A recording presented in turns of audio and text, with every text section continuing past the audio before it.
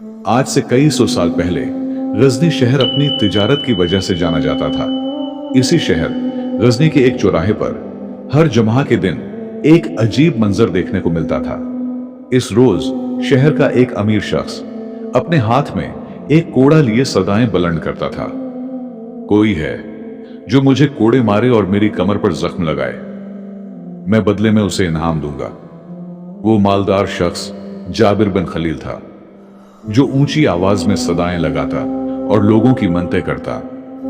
तुम लोगों को खुदा का वास्ता इस गुनाहगार की कमर पर कोड़े बरसाओ और बदले में सोने के सिक्के ले लो। गजनी के लोग बड़े ही ताज्जुब से जाबिर को देखते, गो कि ये लोग बड़े ही खुदा तरस थे, लेकिन पांचों अंगलियां बराबर नहीं होते।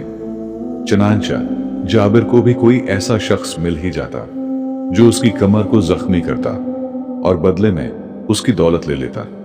गजनी का सुल्तान बड़ा ही नेक दिल और खुदा तरस इंसान था। उसकी हमेशा से ये आदत थी कि वो बाजारों में भैंस बदल कर जाता और रियाया के हालात मालूम करता। एक रोज इत्तेफाक से सुल्तान भैंस बदलकर बाजार में गश्त कर रहा था कि उसे एक जगह लोगों का हुजूम लगा हुआ नजर आया। जब उसने करीब जाकर देखा तो सख्त हैरान हुआ कि एक आदमी पर बड़ी तरह कोड़ों की बरसात की जा रही है और उसकी कमर से खून रस रहा है। सुल्तान ने अपने मुसाहिब को बुलाया और इस सूरत हाल की वजाहत तलब की। मुसाहिब ने बताया, हुजूर, इस आदमी को किसी जुर्म पर कोई सजा नहीं सुनाई गई है और न ही मारने वाला कोई जलाद है।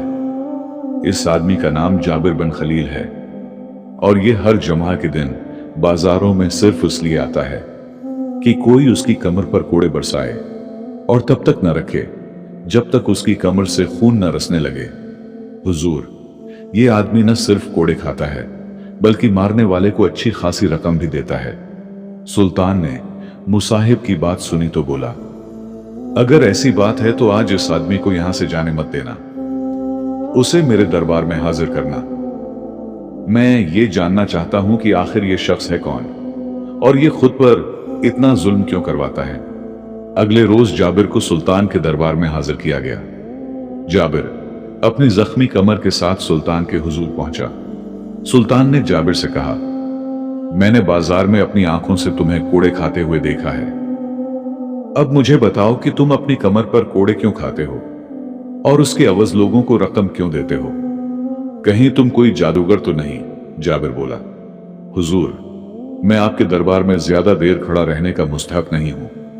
दुनिया में शायद ही मुझ जैसा कोई बदनसीब, लालची और जालिम होगा। मेरी आपसे दरख्वास्त है कि उस बदकिस्मत शख्स की कहानी सुनकर अपना वक्त बर्बाद न करें। मगर सुल्तान के इसरार करने पर जाबिर ने अपनी कहानी यूं बयान करना शुरू की। हुजूर, गजनी से कौसो दूर एक बस्ती थी। कई बार साल भर बारिश नहीं होती, जिसकी वजह से खेती बाड़ी ना होने के बराबर होती है। इसी वजह से उन दिनों इस बस्ती पर गुर्बत में चारों तरफ डेरे जमाए हुए थे। इस बस्ती में हर शख्स गरीब और मुफलिस था, मगर सिर्फ एक शख्स ऐसा था जो निहायत अमीर था। दौलत के जैसे अनबार थे और यूं लगता था कि इस शख्स को खुदा ने अपने खजाने देकर छोड़ दे रखी है। हुजूर, वो शख्स इंतहा का जालिम और लालची था। कभी भी किसी गरीब की दौलत मारने का कोई मौके अपने हाथ से जाने न देता। जब भी किसी गरीब पर कोई आफत आती तो इस शख्स को दिल्ली सुकून मिलता। सुल्तान को ताज्जुब हुआ और पूछने लगा, तुम्हारे उस कूड़े खाने से इस शख्स का क्या ताल्लुक है। जाबिर बोला, जनाब, बड़ा ही गहरा ताल्लुक है, क्योंकि वही शख्स अभी आपके सामने खड़ा अपनी कहानी बयान कर रहा है। मेरी मुल्कियत में एक बड़ा पहाड़ था जिससे कीमती पत्थर निकलता था। वो पत्थर खूबसूरत इमारतें बनाने के काम आता था। गजनी में शायद ही कोई महल ऐसा होगा कि जिसमें उस पहाड़ का पत्थर इस्तेमाल ना हुआ हो। यहां तक कि आपके उस दरबार के बनाने में भी उसी पहाड़ के पत्थर का इस्तेमाल किया गया है, जो अब भी मेरी मलकियत में है। मेरी बस्ती के तकरीबन तमाम लोग मेरे पास मजदूरी किया करते थे। बस्ती के लोग मजबूरन अपने खानदान का पेट पालने के लिए मुझ जैसे जालिम शख्स को बर्दाश्त करते। मैंने मजदूरों को इजरत देते वक्त एक खास किस्म की शर्त रखी हुई थी। मैं मजदूरों के दिन भर की मेहनत का मुआवजा देते वक्त उनकी कमर को देखता था और इसी सूरत में इस मजदूर को इजरत देता कि मजदूर की कमर पत्थर उठाने से जख्मी हो और उसमें से खून निकल रहा हो। शाम को गरीब मजदूर एक कितार में खड़े हो जाते और हर एक अपनी कमर से कपड़ा हटा हटा कर दिखाता। जिसकी कमर से खून और जख्मों की निशानदही हो जाती, उससे उस दिन की इजरत मिल जाती थी और उस गरीब की कमर का दर्द ये सोचकर खत्म हो जाता कि आज उसके घर वालों को कुछ ना कुछ खाने को मिल जाएगा। मेरी लालच ने मेरे दिमाग पर ऐसा गलबा पाया कि मैं एक जालिम दरिंदा बन गया। मेरे पास दौलत की कोई कमी तो थी नहीं और उस पर खुदा ने मुझे औलाद की नामत से भी नवाज दिया। सुना है जब इंसान की अपनी औलाद हो जाए तो इसमें रहम दिली का जज्बा भी आ जाता है, लेकिन बेटे की पैदाइश ने भी मेरी आंखों पर बंधी हुई जुल्म की पट्टी नहीं खोली। मेरा बेटा अभी कम उम्र ही था, मगर मुझे हमेशा यह महसूस होता था कि वो मेरी जालमाना कार्रवाइयों को पसंद नहीं करता। इसी वजह से मैं अपने बेटे की आंखों में झांकने की सलाहियत नहीं रखता था। लिहाजा मैंने फैसला किया कि मैं अपने बेटे को पढ़ाई के बहाने शहर भेज दूंगा ताकि मुझे अपने बेटे का सामना न करना पड़े। चुनांचा मेरा बेटा शहर के एक मदरसे में पढ़ने चला गया और मुझे अपने जालमाना काम में कई साल बीत गए। कई बार ऐसा होता कि पहाड़ी पर मजदूरी करते वक्त कोई ना कोई मजदूर शदीद जख्मी हो जाता। सुल्तान और उसके दरबारी बड़े गौर और ताज्जुब के साथ जाबिर की दास्तान सुनते चले जा रहे थे, लेकिन जाबिर कुछ देर के लिए खामोश हो गया और आंसू उसकी आंखों से जारी थे। फिर वो कहने लगा, जनाब, मेरे मजदूरों में से एक मजदूर बहुत कमजोर जिस्म का मालिक था। वो मजदूर 2 बेटियों और एक बीवी की कफालत करता था, मगर फिर भी सबसे ज्यादा वही मजदूर मेरे जुल्म का शिकार बनता था। अपनी कमजोरी के बास वो अपनी कमर पर एक कपड़ा रखकर पत्थर उठाता और शाम के वक्त वो मुझे दिखाता कि सबसे ज्यादा इसी ने काम किया है।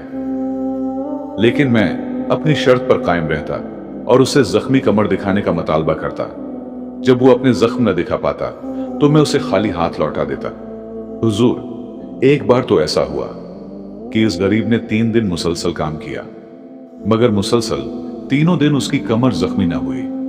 मैं दिल ही दिल में खुश था कि बना इजरत अदा किए मेरा काम होता जा रहा है। मैंने उसे 3 दिन लगातार इजरत न दी और उससे खाली हाथ ही लौटाता रहा। हर बार वो गरीब मेरे सामने आंसू बहा बहा कर इल्तिजा करता कि अगर इजरत ना सही तो खुदारा कुछ खाने को ही दे दो ताकि घर वालों का पेट तो भर सके। हुजूर, मुझे यकीन है कि अगर वो गरीब शख्स किसी पत्थर के सामने भी अपनी इल्तिजा रखता तो वो भी पाश पाश हो जाता, मगर मुझ जालिम पर उसका कोई असर ना हुआ। उसके बीवी बच्चे 3 दिन से फाकों पर थे। वो गरीब घर जाता तो उसकी बीवी उससे तकाजा करती कि कुछ खाने के लिए लाए कि नहीं, और वो यही जवाब देता कि आज भी वो मालिक की शर्त पूरी नहीं कर सका। हुजूर, चौथे दिन वो आदमी जब शाम को इजरत लेने आया तो मुझे ये देखकर बड़ा गुस्सा आया कि आज इसकी कमर जख्मी थी। मैं तो ये सोच रहा था कि आज भी उसे इजरत नहीं देनी पड़ेगी। बहरहाल मैंने गुस्सीली निगाहों से देखते हुए उसे इजरत दी। उसने कांपते हाथों से पैसे लिए और घर को रवाना हो गया, लेकिन फाकों की वजह से वो इस कदर कमजोर हो गया कि घर तक न पहुंच सका और रास्ते में ही उसे मौत ने आन लिया। अगले रोज मेरे दरवाजे पर दस्तक हुई तो मैंने देखा कि एक औरत मेरे दरवाजे के सामने खड़ी थी। इसके गाल पचके हुए और होंठ खशक थे। बस यूं समझ लें कि उसके चेहरे से रौनक यूं गायब थी जैसे सहरा से पानी।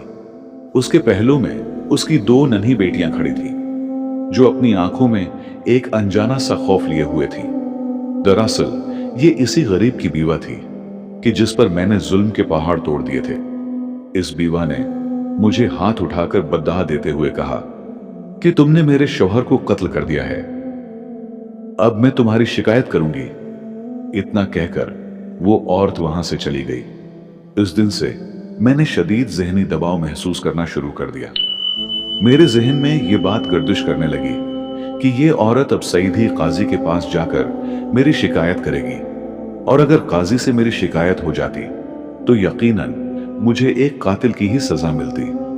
कुछ ही दिनों बाद दरवाजे पर दस्तक हुई। अब जबकि मैं खुद भी खौफजदा था तो मैंने अपने खादिम को भेजा। खादिम वापस आया और कहने लगा कि दरवाजे पर एक कासिद खड़ा है। मैं समझा कि जरूर उस औरत ने काजी से मेरी शिकायत कर दी है और यह कासिद इसी ने भेजा होगा। लिहाजा मैंने अपने खादिम से कहा कि उससे कह दो कि मैं घर पर नहीं हूं। वो तो चला गया, पर अब तो मेरा खौफ के मारे बड़ा हाल होने लगा। मेरे दिन का चैन और रात की नींद भी हराम होने लगी। अगर थोड़ी देर आंख लग भी जाती तो इस मजदूर की बीवा मेरे ख्वाब में आ जाती और कहती कि मैंने तुम्हारी शिकायत कर दी है, अब सजा भुगतने के लिए तैयार हो जाओ।